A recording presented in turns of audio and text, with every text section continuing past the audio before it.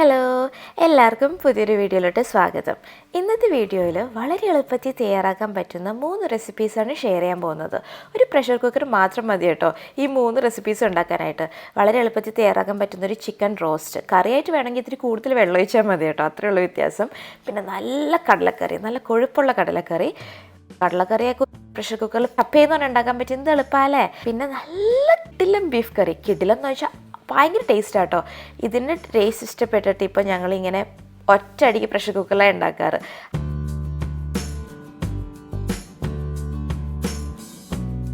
പുതിയതായിട്ട് ആരെങ്കിലും നമ്മുടെ ചാനൽ കാണുന്നുണ്ടെങ്കിൽ വെൽക്കം ടു അവർ ഫാമിലി.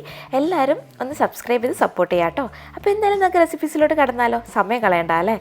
ആദ്യം തന്നെ ഒരു പ്രഷർ കുക്കറിലേക്ക് ഇഞ്ചി വെളുത്തുള്ളി പേസ്റ്റ് 1 ടീസ്പൂൺ.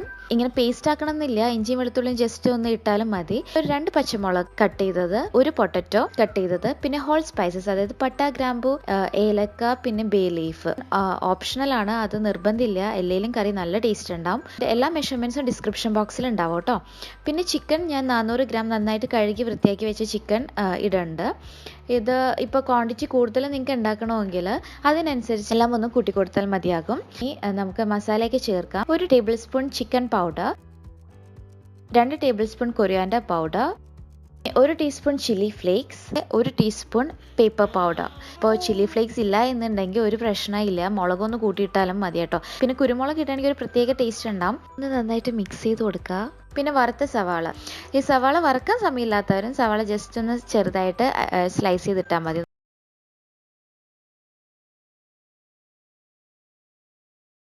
ഉപ്പിട്ട് എടുത്തിട്ടുണ്ട്, ഏകദേശം ഒരു 1/4 ടീസ്പൂൺ. ഇത്തിരി വെള്ളം, അതായത് ഏകദേശം ഒരു 100 ml വെള്ളം ഒഴിക്കേണ്ട. ഇപ്പോൾ വെള്ളം മാത്രമേ ഒഴിക്കേണ്ട കാര്യമില്ല, കാരണം ചിക്കനിൽ നിന്ന് തന്നെ ഇത്തിരി വെള്ളം ഇറങ്ങും. ഇപ്പോൾ ഏകദേശം ഒരു ചിക്കനോളം വെള്ളം ഒഴിച്ച് കൊടുക്കുക. പിന്നെ നമ്മളൊരു 3 വിസിലൊക്കെ കുക്ക് ചെയ്തെടുക്കുമ്പോഴത്തേനും ആ വെള്ളം വറ്റിക്കോളും. നന്നായിട്ടൊന്ന് എല്ലാം യോജിപ്പിച്ചൊന്ന് കൊടുക്കുക. പിന്നെ ഒരു 3 വിസിലിന് കുക്ക് ചെയ്തെടുക്കുക. പ്രഷർ മൊത്തം പോയിട്ടുണ്ട്. അപ്പോൾ നമുക്ക് തുറന്ന് നോക്കാം. 1 പോട്ട് ചിക്കൻ കറി ഇവിടെ തയ്യാറായിട്ടുണ്ട്. കണ്ടോ, ചിക്കനൊക്കെ നന്നായിട്ട് കുക്കായിട്ടുണ്ട്. ഇനി നമുക്ക് ഇതിൻ്റെ പകുതി ജസ്റ്റ് ഒന്ന് മാറ്റാം, ഒരു പാത്രത്തിലേക്ക് മാറ്റി വെച്ചിട്ട് ബാക്കി വന്ന് ചോറ് വല്ല ഇരിപ്പുണ്ടെങ്കിൽ ഒന്ന് ലെയർ ചെയ്യാം. അല്ലെങ്കിൽ ഫ്രഷ് ചോറായാലും നമുക്ക് ലെയർ ചെയ്ത് യൂസ് ചെയ്യാം കേട്ടോ. ചോറ് മാത്രമല്ല കേട്ടോ, അപ്പം, ചപ്പാത്തി എല്ലാത്തിൻ്റെ ഒപ്പം ഒരു അടിപൊളി കോമ്പിനേഷനാണ്. നല്ലൊരു രുചി ഉണ്ടാവും. പിന്നെ വറുത്ത സവാള ഒന്ന് ടോപ്പ് ചെയ്തിട്ട് നമുക്കിത് ഒന്ന് വേവിച്ച് കഴിക്കാവുന്നതാണ്. ഗ്രേവി ആയിട്ട് വേണമെങ്കിൽ ഇത്തിരി കൂടി വെള്ളം ഒഴിച്ച് വേവിച്ചാൽ മതി കേട്ടോ. ഇനി നമുക്ക് ചിക്പി കറിയുടെ റെസിപ്പി വയ്ക്കില്ല എന്ന് വെച്ചാൽ കടലക്കറിയുടെ റെസിപ്പി. ഞാനിവിടെ വെള്ളക്കടലയായിട്ടും എടുത്തിട്ടുള്ളത്. നിങ്ങൾക്ക് ബ്രൗൺ കടലയായാലും ചെയ്യാം കേട്ടോ, അതിൽ വ്യത്യാസമൊന്നുമില്ല. ബ്രൗൺ കടലയാകുമ്പോൾ വേവ് ഇപ്പോൾ ചിലപ്പോൾ ഒരു 8 വിസിൽ 7 വിസിലൊക്കെ വേണ്ടി വരും. അത് നോക്കിയിട്ട് ഇട്ടാൽ മതി കേട്ടോ. Coriander powder 2 table spoon, chilli powder 1 table spoon, Kashmiri chilli powder 1 table spoon, അത് ഓപ്ഷണലാണ്. പിന്നെ ക്യുമിൻ ആൻഡ് ഫെനൽ സീഡ്സ്, അതായത് നമ്മുടെ 2 തരം ജീരകവും 1 ടീസ്പൂൺ വീതം, ഒരു വലിയ സവാള നീളത്തിൽ അരിഞ്ഞത്, പിന്നെ ഒരു ടൊമാറ്റോ, ഒരു ഗ്രീൻ ചില്ലി, അത് ഓപ്ഷണലാണ്. ജിഞ്ചർ ഗാർലിക് പേസ്റ്റ് 1 ടീസ്പൂൺ, അത് ഓപ്ഷണലാണ്. പിന്നെ നമ്മുടെ കടല ഒരു 4 to 7 മണിക്കൂർ കുതിർത്ത് വെക്കണം. ഇത് ഞാനിവിടെ വെള്ളക്കടലയാണ് ഉപയോഗിച്ചത്. നമുക്ക് നമ്മുടെ ബ്രൗൺ കടല വെച്ചും ഈ റെസിപ്പി ചെയ്യാവുന്നതാണ് കേട്ടോ. പിന്നെ ഉപ്പ്. ഈ എല്ലാ ഇൻഗ്രീഡിയൻസും കുക്കറിൻ്റെ പാത്രത്തിലേക്ക് ഇടുക. നന്നായിട്ടൊന്ന് മിക്സ് ചെയ്ത് കൊടുക്കുക. എന്നിട്ട് വെള്ളം ഒഴിക്കുക. വെള്ളം ഒഴിക്കേണ്ടതെന്ന് വെച്ചാൽ ആ ലെവലിന് മതി, ഈ ഒരു പരുവത്തിന് മതി. ഞാനിവിടെ ഇത്തിരി കൂടുതൽ ഒഴിക്കേണ്ട, കാരണം ഞാൻ ഈ സെയിം ഇത് ഉപയോഗിച്ച് തന്നെയാണ് എൻ്റെ പുട്ട് സ്റ്റീം ചെയ്തത്. അതായത് കടലക്കറി റെഡി ആയതിന് ശേഷം ഞാൻ ആ വിസിലെടുത്ത് മാറ്റിയിട്ട് ഞാൻ അതിൻ്റെ മുകളിൽ പുട്ടിൻ്റെ ഇത് വെച്ച് ഞാൻ കുക്ക് ചെയ്തെടുത്തിരുന്നു. അപ്പോൾ വിസിൽ എന്ന് പറയുന്നത് ഏകദേശം നമുക്കൊരു 5 തുടങ്ങി 7 വിസിൽ വരേണ്ട വേണം. അപ്പോൾ നമ്മുടെ വളരെ സ്വാദിഷ്ടമായ കറി റെഡിയാണ്. എന്തെളുപ്പമല്ലേ. നമുക്ക് തക്കാളിയും സവളയൊന്നും വഴിച്ച് സമയം കളയൊന്നും വേണ്ട. ഇതൊന്ന് വറ്റിച്ചെടുക്കുമ്പോഴാട്ടോ ഒരു അസാധ്യ ടേസ്റ്റാണ് കേട്ടോ. നല്ല കുറുകിയിട്ടൊക്കെ വരും. വെള്ളം കുറച്ചൊഴിച്ചാലും ഇങ്ങനത്തെ ഒരു പരുവത്തിൽ നമുക്ക് കിട്ടും കേട്ടോ. കടല വേവാനുള്ള വെള്ളം ഒഴിച്ചാൽ മതി.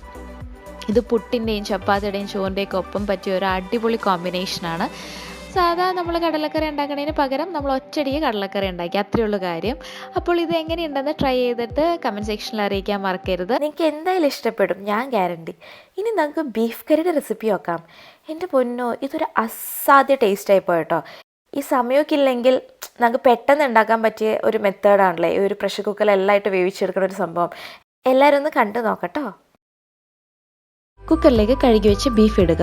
ഞാൻ ഏകദേശം 400 ഗ്രാം ബീഫാട്ടോ എടുത്തത്. ഇത് എനിക്കും ഹസ്ബൻഡിനും കഴിക്കാൻ ധാരാളമായിരുന്നു. ഇനി ഇതിലേക്ക് 1 ടീസ്പൂൺ മഞ്ഞൾപ്പൊടി, ഒരു 2 ടേബിൾ സ്പൂൺ കൊറിയാണ്ടർ പൗഡർ, മല്ലിപ്പൊടി, പിന്നെ പെപ്പർ പൗഡർ ഒരു 1.5 ടേബിൾ സ്പൂൺ, മസാല അല്ലെങ്കിൽ മട്ടൻ മസാല, ഞാൻ മട്ടൻ മസാല ഇട്ട് ഉപയോഗിച്ചത്, അത് ഏകദേശം ഒരു 2 ടേബിൾ സ്പൂൺ, പിന്നെ ഉപ്പ് അത് ഏകദേശം ഒരു 1/2 ടീസ്പൂൺ തുടങ്ങി 1 ടീസ്പൂൺ, നിങ്ങളുടെ ഉപ്പിന്റെ ഉപ്പ് അളവിനനുസരിച്ച് ഇട്ടാൽ മതി കേട്ടോ. പിന്നെ ഇതിലേക്ക് അരിഞ്ഞു വെച്ചിരിക്കുന്ന ഒരു പച്ചമുളക് ഒരു 3 എണ്ണം, ഗാർലിക്ക് ഒരു 6 ഗാർലിക്ക് സ്ലൈസ് ചെയ്തത്, ഒരു തം സൈസ് ഇഞ്ചി സ്ലൈസ് ചെയ്തത്, പിന്നെ നമ്മുടെ സവാള, അത് വലിയ സവാള ആണെങ്കിൽ 1, ഒരു മീഡിയം സവാള ആണെങ്കിൽ 2 ഇടാം കേട്ടോ.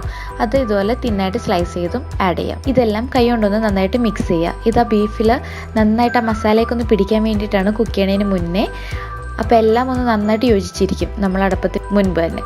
ഇനി ഇതിലേക്ക് ഏകദേശം ഒരു ഒപ്പത്തിന് വെള്ളം ഒഴിക്കുക, എന്ന് വെച്ചാൽ മുകളിലോട്ട് നിൽക്കണ്ട, ജസ്റ്റ് ആ ഒരു ലെവൽ വരെയും, കാരണം ബീഫിൽ നിന്ന് വെള്ളം ഇറങ്ങും, ആ ഒരു അളവിന് ഒഴിച്ചാൽ മതി. ഇനി എന്നിട്ടൊരു 4 വിസിലിന് കുക്ക് ചെയ്തെടുക്കണം കേട്ടോ.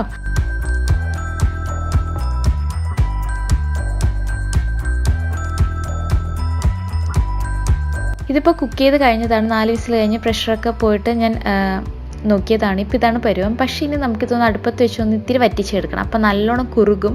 നേരത്തെ കണ്ട സവാളയും ഇഞ്ചിയൊക്കെ അധികം നമുക്ക് കാണാൻ പറ്റില്ല, നന്നായിട്ട് അതിലോട്ട് ഇഴുകി ചേർന്നിട്ടുണ്ടാകും. ഭയങ്കര ടേസ്റ്റാണ്. ഇതിപ്പോൾ ആക്ച്വലി ഉണ്ടാക്കിയിട്ട് എൻ്റെ ഹസ്ബൻഡിന് ഭയങ്കര ഇഷ്ടമായിട്ട് ഞങ്ങളിപ്പോൾ ഇങ്ങനെ ഉണ്ടാക്കാറുള്ളൂ. നല്ല ടേസ്റ്റാണ്. ആക്ച്വലി വീട്ടിൽ അമ്മയൊക്കെ ഉണ്ടാക്കണ ആ ഒരു രുചിയൊക്കെ തന്നെ കിട്ടി കേട്ടോ. നല്ല രസമുണ്ടായിരുന്നു. ഞങ്ങൾ പൊറോട്ടയുടെ ഒപ്പം കഴിച്ചത്. അപ്പോൾ എല്ലാവരും ഈ റെസിപ്പി ട്രൈ ചെയ്ത് നോക്കിയിട്ട് ഫീഡ്ബാക്ക് അറിയിക്കണം. ഭയങ്കര എളുപ്പമല്ലേ? 3 റെസിപ്പീസും ഭയങ്കര ടേസ്റ്റി ആയിട്ട് വന്നിട്ടുണ്ടായിരുന്നു കേട്ടോ. എന്ന് വെച്ചാൽ നല്ല തിക്ക് ഗ്രേവിയൊക്കെ ആയിട്ട് നമ്മൾ വറ്റിച്ചെടുക്കുമ്പോഴാണ് ആ ഒരു ടേസ്റ്റ് വരിക. ബീഫ് കറി ഇപ്പോൾ നന്നായിട്ട് വറ്റിക്കണമെങ്കിൽ നന്നായിട്ട് വറ്റിക്കുക, നല്ല വരട്ടിയെടുക്കാം, ചിക്കൻ കറി ചെയ്ത പോലെ.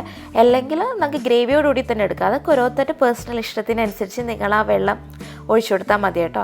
പിന്നെ എന്താ പറയുക, ഈ 3 റെസിപ്പീസും അസാധ്യ ടേസ്റ്റ് ആയിരുന്നു.